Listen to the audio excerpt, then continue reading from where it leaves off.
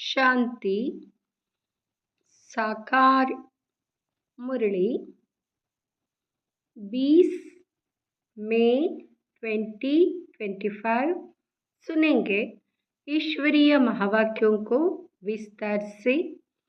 मीठे बच्चे, बाबा आया है तुम बच्चों को अविनाशी कमाई कराने। अभी तुम ज्ञान रत्नों की जितनी कमाई करने चाहो कर सकते हो।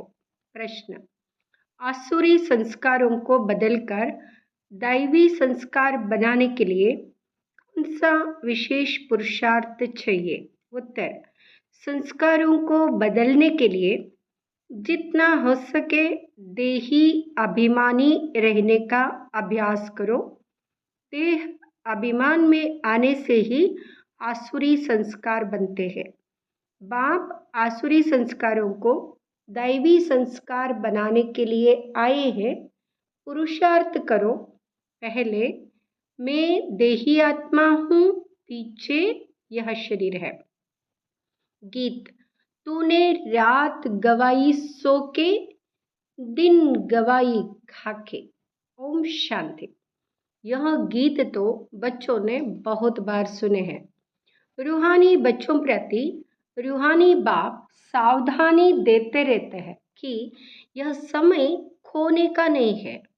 यह समय बहुत भारी कमाई करने का है।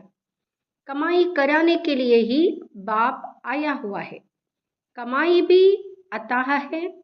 जिसको जितनी कमाई करनी हो उतनी कर सकते हैं। यहाँ है अविनाशी ज्ञान रत्नों से झोली भरने की कमाई। यह है भविष्य के लिए। वहाँ है भक्ति, यह है ज्ञान।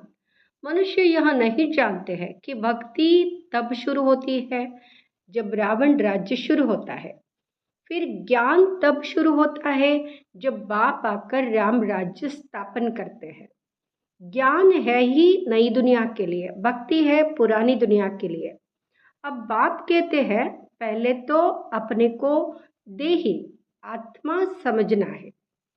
तुम बच्चों की बुद्धि में है हम पहले आत्मा है, पीछे शरीर है। परंतु ड्रामा प्लान अनुसार मनुष्य सब रंग हो गए हैं। इसलिए उल्टा समझ लिया है कि पहले हम देह है फिर आत्मा है। बाप कहते हैं यह तो विनाशी है, इसको तुम लेते और छोड़ते हो। संस्कार आत्मा में रहते हैं। देह अभिमान में आने से संस्कार आसुरी बन जाते। फिर आसुरी संस्कारों को दैवी बनाने के लिए बाप को आना पड़ता है। यह सारी रचना उस एक रचता बाप की ही है। उनको सब फादर कहते हैं, जैसे लौकिक बाप को भी फादर ही कहा जाता है। बाबा और मम्मा यह दोनों अक्षर बहुत मीठे हैं। रचता तो बाप को ही कहेंगे। वहाँ पहले माँ को एडप्ट करते फिर रचना रचते हैं। बेहद का बाप भी कहते कि मैं आकर इनमें प्रवेश करता हूँ। इनका नाम बाला है। कहते भी है भागीरथ। मनुष्य का ही चित्र दिखाते हैं। कोई बैल आदि नहीं है। भागीरथ मनुष्य का तन है। बाप ही आकर बच्चों को अपना परिचय देते हैं। तुम हमेशा कहो हम बाप दादा के पास जाते हैं। सिर्फ बाप कहेंगे तो वहाँ निराकार हो जाता। निराकार बाप के पास तो तब जा सकते जब शरीर छोड़े। ऐसे तो कोई भी जा नहीं सकते। यह नॉलेज बाप ही देते हैं। यह नॉलेज है ही बाप के पास। अविनाशी ज्ञान रत्नों का खजाना है। बाप है ज्ञान रत्नों का सागर, पानी की बात नहीं। ज्ञान रत्नों का भंडारा है, उनमें नॉलेज है। नॉलेज पानी को नहीं कहा जाता। जैसे मनुष्य को बैरिस्टरी, डॉक्टरी आदि की नॉलेज होती है, यह भी नॉलेज है। इस नॉलेज के लिए ही ऋषि मुनि आदि सब कहते थे कि रचता रचना के आदि मध्य अंत की नॉलेज हम नहीं जानते। वह तो एक रचता ही जाने। झाड़ का बीज रूप भी वही है। सृष्टि के आदि मध्य अंत का नॉलेज उसमें है। वहाँ जब आए तब सुनाए। अभी तुमको नॉलेज मिली है तो तुम इस नॉलेज से देवता बनते हो। नॉलेज पाकर फिर प्रारब्ध पाते हो, वहाँ फिर इस नॉलेज की दरकार नहीं रहेगी। ऐसे नहीं कि देवताओं में यह ज्ञान नहीं है तो अज्ञानी है, नहीं, वह तो इस नॉलेज से पद प्राप्त कर लेते हैं। बाप को पुकारते ही है कि बाबा आओ, हम पतित से पावन कैसे बने, उसके लिए रास्ता अथवा नॉलेज बताओ, क्योंकि जानते नहीं। अभी तुम जानते हो हम आत्माएं शांतिधाम से आई है, वहाँ आत्माएं शांत में रहती है। यहाँ आए हैं पाठ बजाने, यह पुरानी दुनिया है तो जरूर नई दुनिया थी। वह कब थी, कौन राज्य करते थे, यह कोई नहीं जानते। तुमने अभी बाप द्वारा जाना है, बाप है ही ज्ञान का सागर, सदगति दाता। उनको ही पुकारते हैं कि बाबा आकर हमारे दुख हरो, सुख शांति दो। आत्मा जानती है परंतु तमो प्रधान हो गई है, इसलिए फिर से बाप आकर परिचय दे रहे हैं। मनुष्य न आत्मा को न परमात्मा को जानते हैं।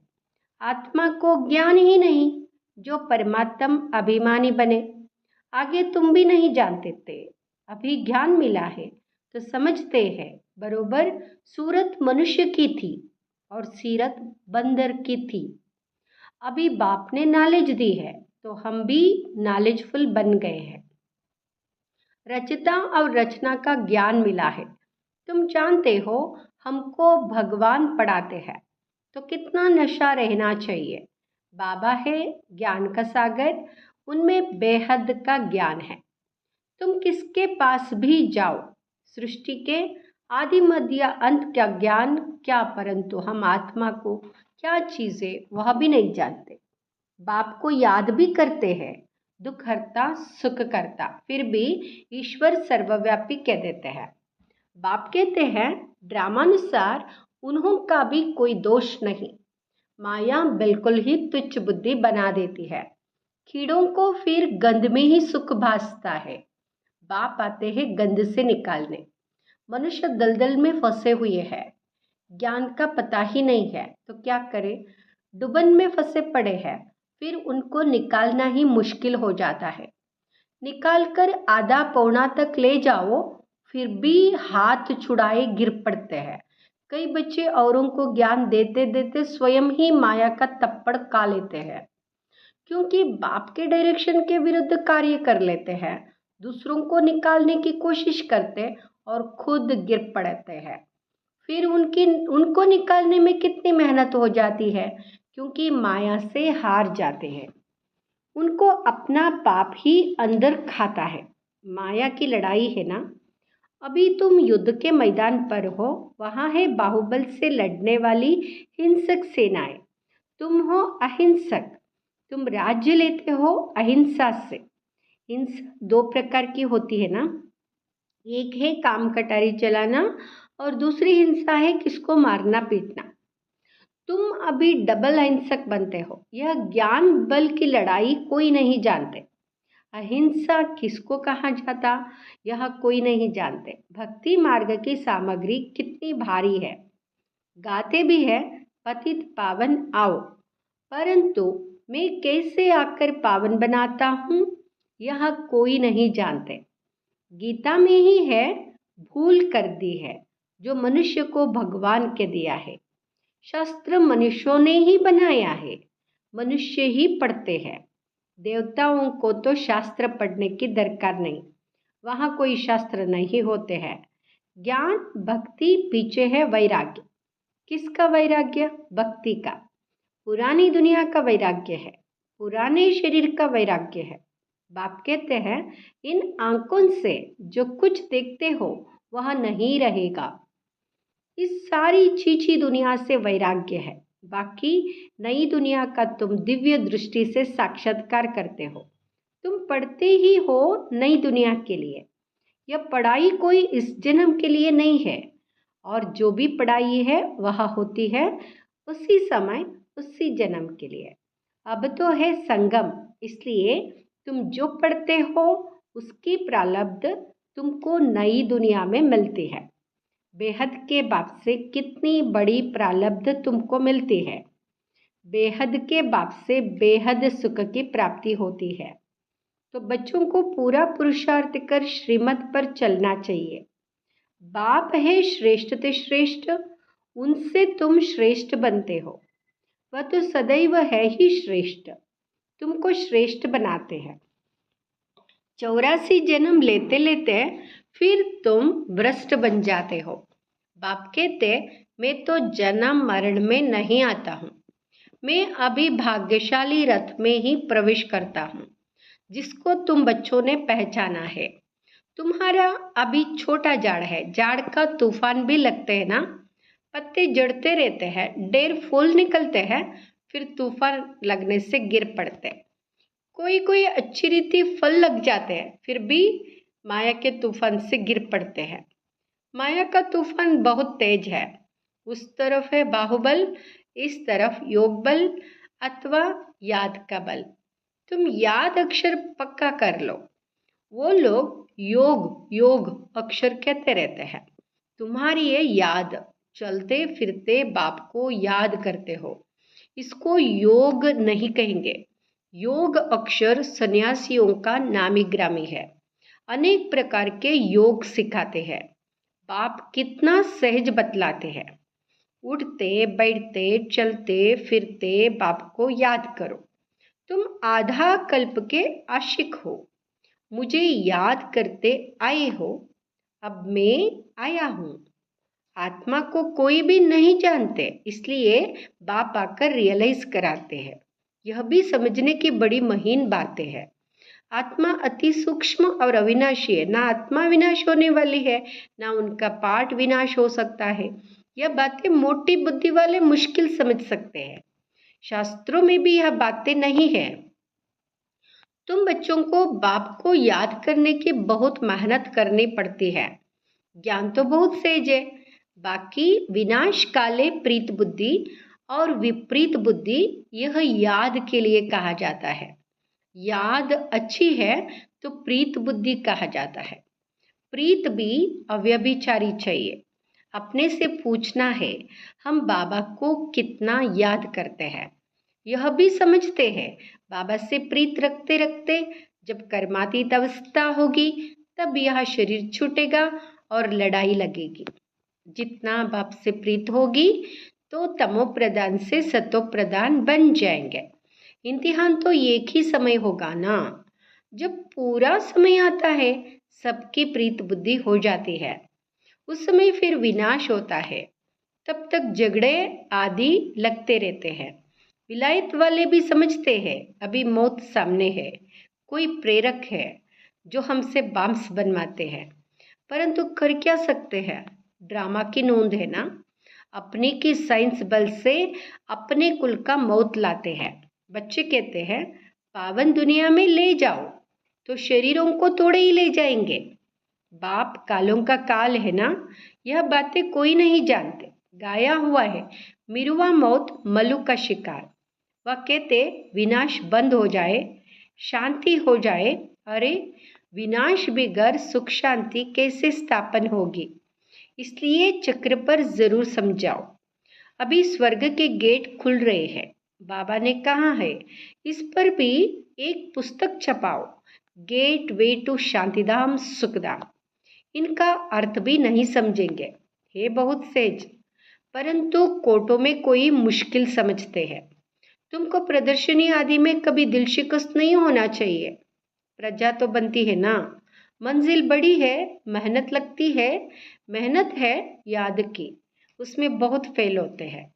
याद भी अव्यभिचारी चाहिए, माया घड़ी घड़ी भुला देती है। मेहनत बिगर थोड़े ही कोई विश्व के मालिक बन सकते हैं। पूरा पुरुषार्थ करना चाहिए। हम सुखदाम के मालिक थे, अनेक बार चक्र लगाया है, अब बाप को याद करना है। माया बहुत विघ्न डालती है। बाबा के पास सर्विस के भी समाचार आते हैं। आज विद्वत मंडली को समझाया, आज यह किया। ड्रामा अनुसार माताओं का नाम बाला होना है। तुम बच्चों को यह ख्याल रखना है, माताओं को आगे करना है। यहाँ है चैतन्य दिलवाला मंदिर, तुम चैतन्य में बन जाएंगे, फिर तुम राज्य करते रहेंगे। भक्ति मार्ग के मंदिर आदि रहेंगे नहीं।